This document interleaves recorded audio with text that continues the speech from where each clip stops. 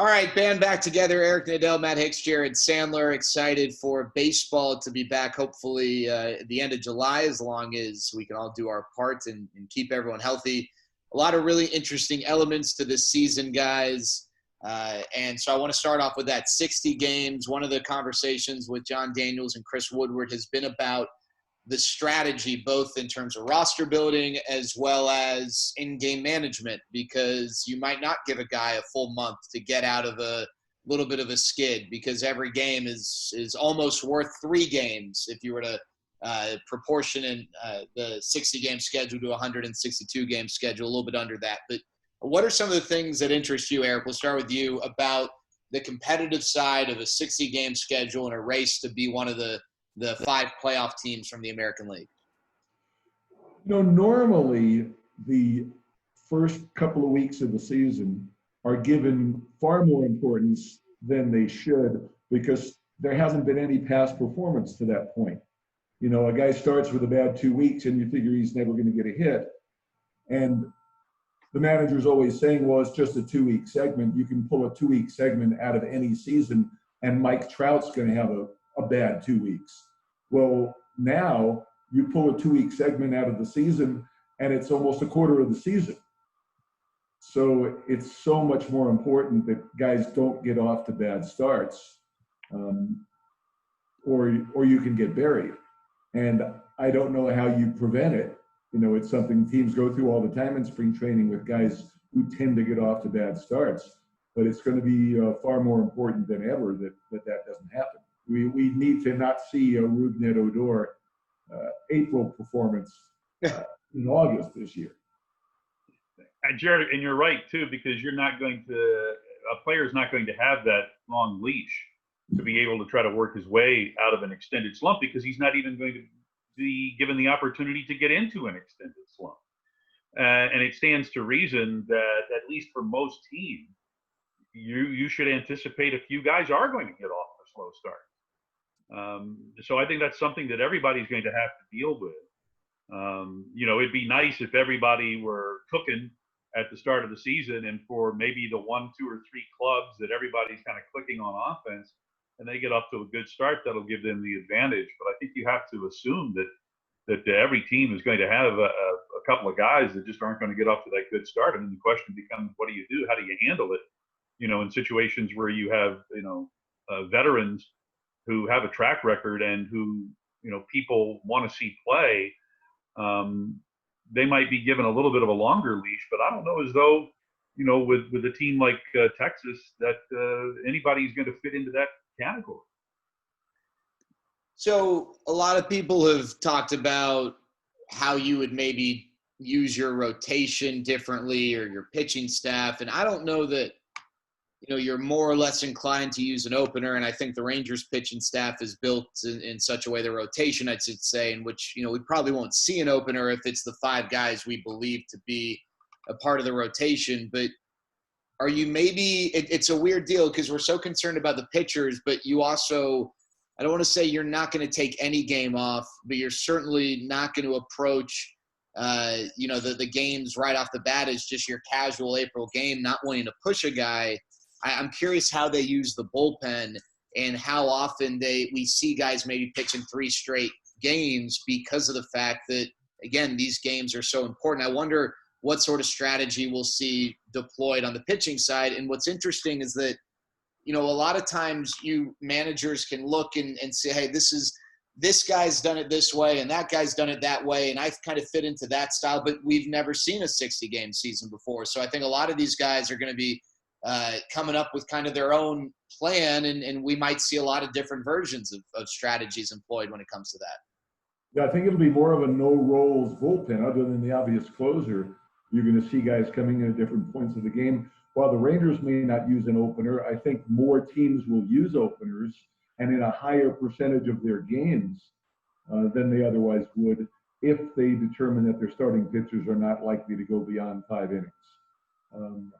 When you think about it, imagine, and I think Chris Woodward said this today, we were in a normal season and July 24th rolled around and every team was 51 and 51, with a 60-game sprint to the finish. In postseason and in the last couple of weeks of any regular season, managers are going to use relievers in different roles than they might have the whole season. You may very well see that right from the start this year. And with the Rangers, I think, you know, when you talk about the 5-man rotation that we're looking at, pardon me, you know, I don't want to say that we're not going to use an opener because that might happen, but it would seem to me like, and especially with what, you know, JD said today, that these guys, all 5 of these guys, should be able to be ready right from the start to go 90 pitches, and then, you know, quickly you would think maybe ramp up from there and get to the point where you could see these guys going 105, 110, 115 every time they go out. And so the more success they have, obviously that takes a lot of pressure off of the bullpen. But you guys correct me if I'm wrong with what I've been reading. You know, right from the get-go, we're going to have 30 guys active, right? Right. So, and then a couple of weeks in, it's going to get down to 28, and then a couple of weeks after that, it gets down to 26. I remembered in spring training that we had it was going to be 26 players on the active roster and 13 pitchers. But now with 30 active at the outset, you're going to have maybe 15 pitchers, which means you're going to have 10 guys available in the bullpen. So, you know, this is, like you said, Jared, this is something that, you know, managers and front offices have never had to deal with before, and how they decide to utilize those guys right away. It seems to me like it's going to be exciting right from the start, because you can't afford to not try to win every game early on. And so you're going to be putting your best foot forward every night, whether you're successful or not. And then, you know, after you get through a handful of games, you figure it out from there. But it seems to me like, you know, for the Rangers, there could be a bit of an advantage having the 5 guys that we have in the starting rotation. Yeah, 5 veteran guys, and Lance Lynn's going to be the opening day starter. That was announced today, and he would have been the opening day starter under a more traditional setup. If we would have played the schedule as it was laid out originally, Lance Lynn would have been the opening day starter. I'm curious, guys. A lot of people have talked about how baseball missed out on an opportunity to maybe get new fans, and I don't know how to quantify that. One thing I do know is I think the 60-game race is going to be really exciting, because while there are fans for any sport, for any team, who they're going to watch, they're going to be ready to go whether their team's good or not.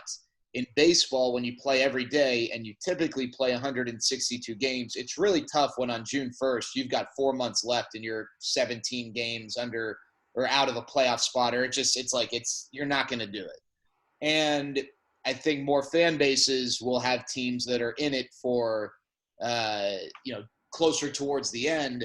And I'm wondering, maybe I've brought this up to you guys before. Mike Bassick brought this up to me 2 years ago on a Frisco broadcast, and I immediately dismissed it.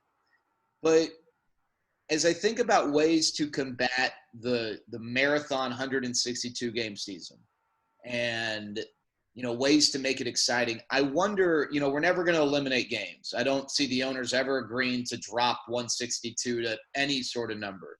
But I really wonder if this creates a lot of excitement and a lot of buzz, if they would consider the minor league model of a split season. And the reason why would be, A, in 81 games, more teams are going to be competing for a playoff spot. They'll be in the race. And then B, let's say you're let's say you're the Texas Rangers and you get off to a horrible April and you just don't have a shot at that first half playoff spot. Well, guess what?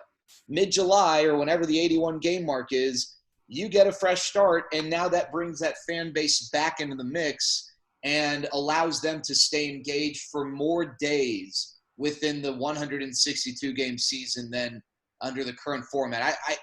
I don't know if there's anything to that. I doubt we'll see that drastic of a change, but I wonder if this is not a hit. Like, no one wants a 60-game season, but if there is a level of excitement that encompasses a wider group of people than what we are used to seeing, if that could influence any sort of change or consideration in the future. Matt, you've worked in those half seasons. What do you talk about that? Yeah, quite a few of them.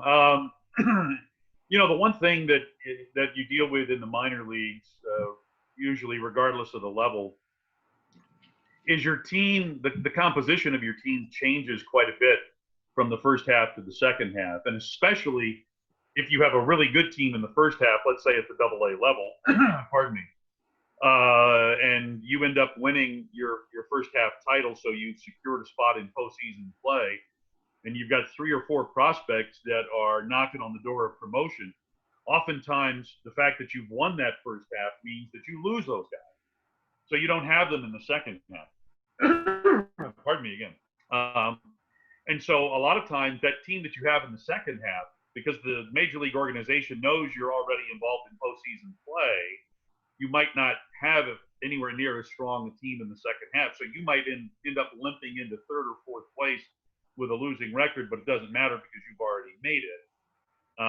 And then, sometimes it goes the other way, where I can remember one year in Corpus Christi where mid-season we got Jose Altuve and Jonathan Villar and a couple of other guys, and we got good in a hurry. And there was a lot of excitement there. So, Jared, to your point, I think that if the big leagues were to investigate doing half-season play, 2 81-game half seasons, I think with a certain segment of the fan base, yeah, maybe they get excited about it. And as you were posing the question, I was thinking about, you've got so many different levels of fans. You have the diehard, the hardcore fan that it really doesn't matter. They just want to see baseball. They want to root for the Rangers. And yeah, they'd be more jazzed up if the team is above 500 and chasing a playoff spot, but they're going to root for the Rangers regardless because that's their team and they're true fans. So I think you're probably speaking to a certain segment of the fan base that has to be entertained, that has to be engaged with the possibility of postseason play. And so maybe for that segment of the fan base, they could be a little bit more energized by something like that. But I kind of tend to think that, growing up as I did and thinking about a full Major League Baseball season, I was behind my team 100% of the time. And yeah, I got bummed if they got off to a slow start, but you always want to see them do well, and you're always going to root for them. And so, hey Matt, don't you think? Because I'm with you, and I was that way. Gosh, I mean, heaven knows that most of my childhood, the Rangers were that team that wasn't competing for a playoff spot, and it was pretty evident relatively early. But don't you think the 3 of us are in the minority of that? The average fan is not the diehard. The average fan is the casual fan, especially. All these studies that suggest that, the average age of a baseball fan, like a diehard fan, is in their 50s, and they're losing the younger audience. That's I try to always, because I'm with you. I would watch no matter what, but I think that we're in the minority, and I don't think it's baseball specific. I think the diehard fan, whether it's basketball, football, hockey, whatever, the diehard fan is the minority. The casual, yeah, oh, you know what, I'm sitting at home, sure, I'll watch the game. Or, yeah, I'd like to go to a couple games a year. Those fans make up the majority of a sports or a team's fan base. Yeah, I think I would agree with that. What was it I read? That the average Major League fan is something like 56 or 57 years of age. But we probably are in that smaller group of people. And I think it's not just baseball and not just all sports. I think it's probably something that, not to, I'm in danger here of just making one big lump assumption about our society, but I think throughout our society that more and more people want to be entertained. Entertain me. Make me smile. Make me laugh.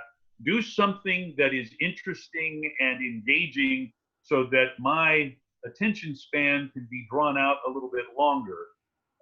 And, yeah, I think we probably have quite a few folks that are out there that are like that. I kind of wish that it wasn't the case. But yeah, and that's a challenge, not just for baseball, but for all sports. How do you engage that casual fan that is out there going, entertain me? There has been one case like this before, and that was in 1981 when the players went on strike in the middle of June. They had basically played a third of the season. Then 2 months were lost to a strike, and baseball resumed again in mid-August, I think, early or mid-August, and then played the final 50 some odd games. I remember, what it was like doing those games where you knew that it was a separate season. They had already determined that it was like a minor league season, that the teams that were in first place when the strike came had made the playoffs, and now we're going to have a second season to determine who else makes the playoffs. So we've had that happen before, and I do remember broadcasting those games. It was a big deal, and every team was in it pretty much down to the last week or two, even though there weren't even wild cards or anything back then. What I'd like to know, and I'm sure someone will look this up, maybe it'll be me, I doubt it, what the attendance was when things started up again, where every game was important. Because remember, the fans were really teed off at the players, just as a lot of fans are teed off right now at the players and the owners. So, I'd be curious to know how the attendance for that final third of the season in 1981 related to the attendance and TV numbers and all those things, prior to the strike. Now, those were different times. It was pre-internet, it was a whole different era. But it's a curiosity anyway, because we have had this kind of season before. I don't know how many guys are still around who would have managed, in that era. I just thinking back on it, Don Zimmer was the Ranger manager. Gene Mauch was managing the Angels at that time. So I don't imagine too many guys are still around, if any. But I'd be interested to hear their opinions on how they managed their teams in the last couple of months, and compare that to what guys like Chris Woodward are saying right now as we anticipate this season. All right, 60 games. If you had to throw out a number, how many wins get you in the playoffs? Well, are we doing the 16-team thing, or are we doing what we've done in the past? So my understanding is, as of now, it's 5 per league, 3 divisions, 2 wild cards. I was told, and I don't know if this is true, that even though an expanded playoff is not a part of the framework of the season as we know it now, once the ball gets rolling, they could then re-engage in discussions early on in July and expand the playoffs. I don't know if that's true or not, but as of now, let's just take it as a traditional playoff format. Division winners, 2 wild cards. Gotcha. You want to go first, Eric? Well, normally, what does it take to make the playoffs now? 90? Gosh, 90 in our league hasn't gotten you. Like 95 in our league has gotten you in, maybe. Okay, so 95 is what percentage of 162? Matt, you can probably do that in your head. Oh, gosh, I don't know. 95 of 162? 50, 57%? Something like that, maybe? We're talking 58. That'd be a 586 winning percentage. Okay, so 58.6% of 60. That's 35 wins. 35 wins. So I'm going to say it would take 36 wins to make the playoffs if there's only 2 wild cards. 36. You've got to go 36 and 24. Wow. That seems like you really have to be playing some great ball to be able to get in. When we won the division back in 2015, didn't we have just 88 wins? Was that the right number? Yeah, I think that's right. I think it was just 88 wins to get to the division. I don't know. I think that it's actually going to be a smaller number, and I'll say that 32 will get you in. That was the Rangers' record after 60 last year, wasn't it? 32 and 28. 32 and 28. So I think gotten the Rangers in last year. Actually, the Rangers would have been the second wild card, 60 games in at 32 and 28. right. I remember talking about that on numerous occasions. That we're in that final spot or whatever. But I think 32 might slide you in this year. So last year, just perspective, last year, the second wild card team, Tampa Bay in the AL, had 96 wins. And 2 years before that, the second wild card team had, let's see, 97 wins. And this is all changed because now you've got teams that are tanking or they just stuck, whatever the case is. And so there's more bad teams, which means they're going to be more good teams. I wonder what the best record will be over a 60-game stretch. Is there anything else, like numbers-wise? Like, a lot of people have talked about, hey, if a guy gets a 2020 season in a 60-game season, that would be, incredible. Or will someone hit 400? And I just don't think someone will, because we're not in that era where batting average is valued. But is there anything statistically, whether it's a team or an individual thing that jumps out to you guys? The thing that jumps out to me the most, and nobody's talking about this, is the inequity of the schedule.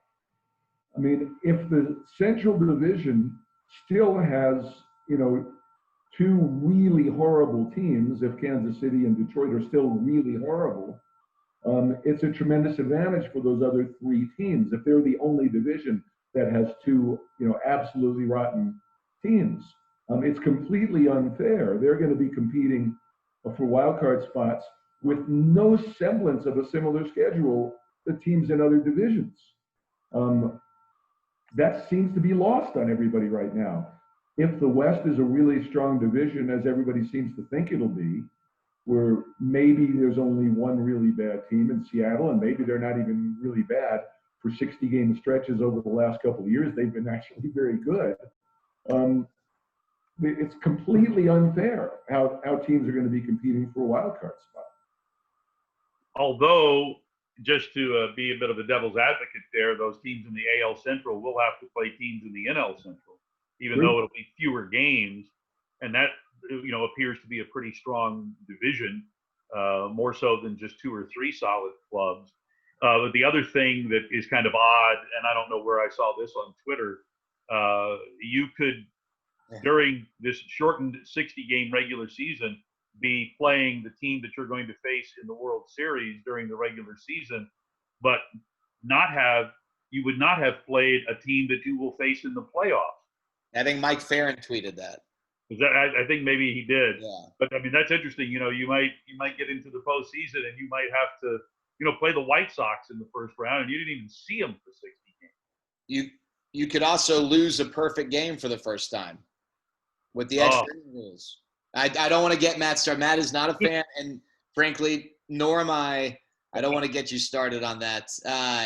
I'll tell you guys, the one thing that interests me, and this isn't totally answering my own question, but a little bit of a tangent.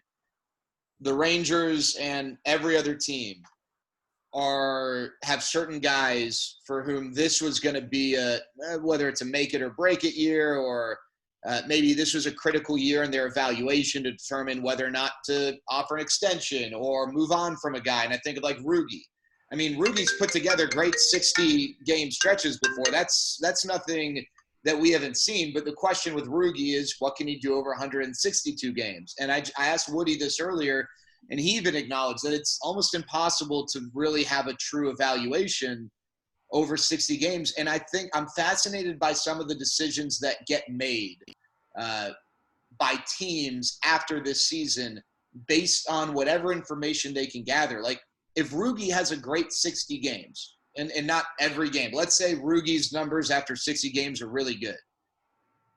I mean, you can't turn your back on him at that point, but you also, are you any more certain heading into 2021 that Rugi is your everyday second baseman? Because if he had a great 162-game season coming off of his really good second half last year, I think there's a little more confidence.